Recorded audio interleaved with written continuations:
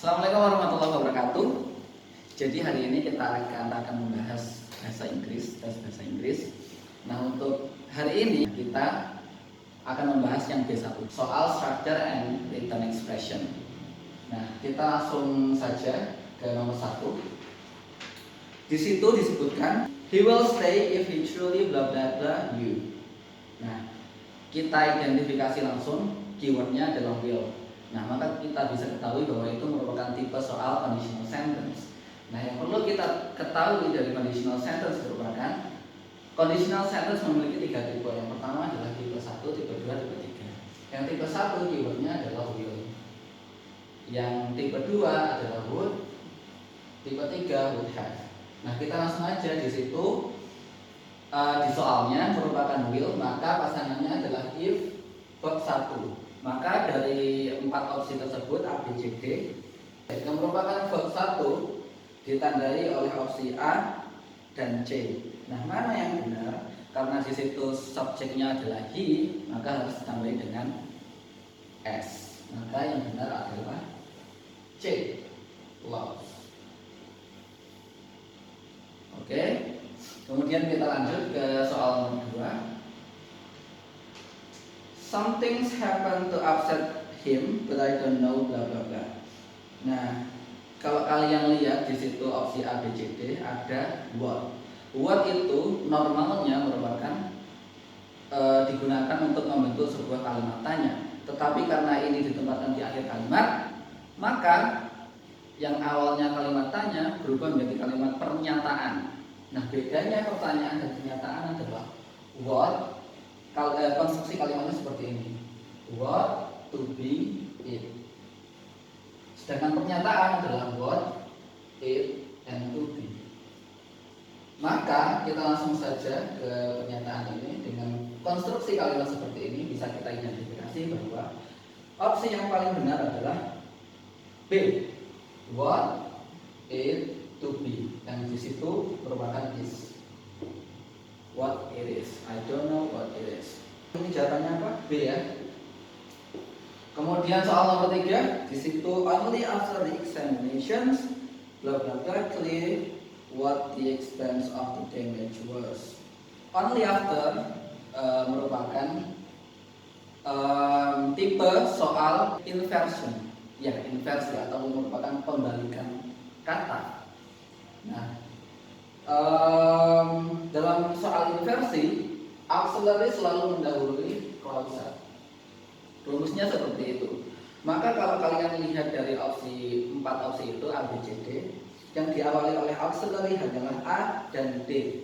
Nah, untuk menentukan mana yang benar, kalian terakhir di kalimat soal tersebut ada was yang menandakan bahwa itu merupakan sesuatu yang terjadi di masa lampau atau past. Maka yang benar adalah did it become atau opsi A. Nomor 4, the weather is expected to remain bla bla bla for the next few days. Nah, perlu kita garis bawahi di sini adalah kata kunci adalah remain. Nah, remain merupakan linking verb atau lebih mudahnya adalah kata kerja yang bisa disifati oleh adjektif. Normalnya kata kerja itu kan disifati oleh kata keterangan, misalnya open, officially, play, beautifully. Ly di situ merupakan penanda bahwa di situ merupakan kata keterangan. Nah, remain ini merupakan sekian dari beberapa kata kerja yang bisa disifati oleh kata sifat langsung. Maka jawaban yang benar di situ adalah clear atau opsi D, tanpa harus ditandai dengan ly atau pembentuk kata keterangan. Oke, kita lanjutkan. Kita beralih ke soal 5. The man bla bla bla car is parked in the basement is a young lecturer. Nah, kalau kalian langsung fokus ke pilihan opsinya itu di situ ada whom, who, whose, where. Bisa kita ketahui bahwa itu merupakan tipe soal relatif pronoun. Yang kalau misalkan kita artikan dalam bahasa Indonesia itu kurang lebih artinya adalah yang gitu ya. Nah, Kita langsung fokus saja ke keywordnya. Di situ setelah bla bla bla ada car yang merupakan kata benda, mobil kata benda.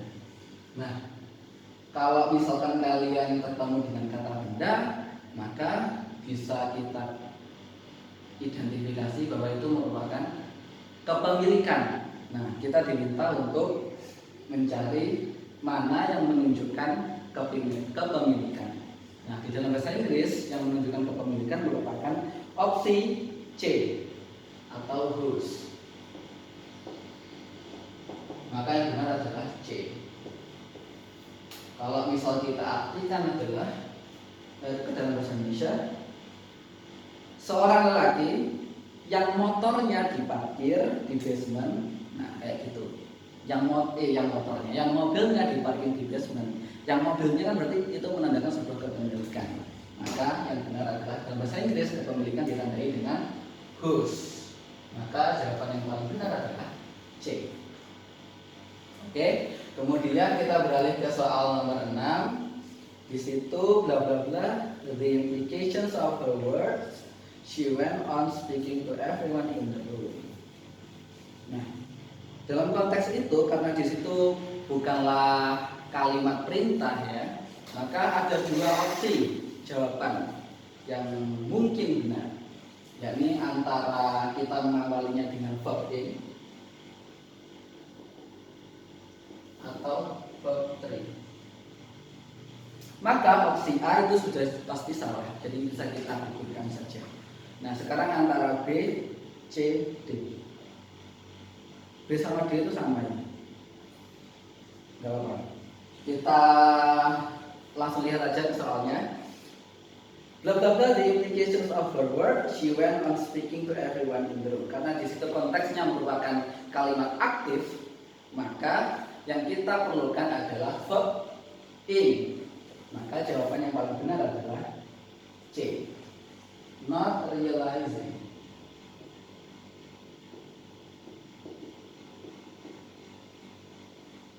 C. Oke. Kemudian kita beralih ke soal nomor 7. The lawyer defended her bla bla bla such statement. Nah, kita fokus saja langsung ke keywordnya adalah her. Normalnya her atau posesif atau kepemilikan selalu diikuti oleh noun. Oke, oleh noun kata benda. Tetapi karena kalau kalian lihat di situ di opsinya A, B, C, D itu kan nggak ada nounnya, tetapi verb semua.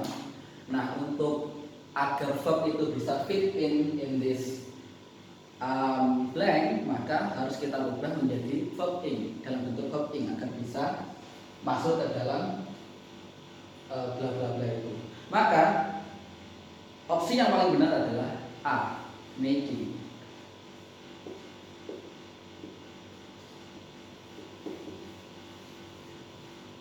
Kemudian soal nomor 8, bla bla bla her bluff manner, she's actually a very kind woman. Nah, kita di situ diminta untuk mencari kata keterangan yang paling tepat. Kalau misalkan kita lihat dari konteks itu, maka yang paling tepat adalah walaupun, kalau dalam bahasa Indonesia, walaupun kelakuannya yang kelihatannya agak cengengesan, sebenarnya dia itu orang yang baik kok. Nah, gitu. Yang paling tepat adalah walaupun. Nah, walaupun dalam bahasa Inggris itu bisa kita dapatkan dalam opsi A, yaitu despite.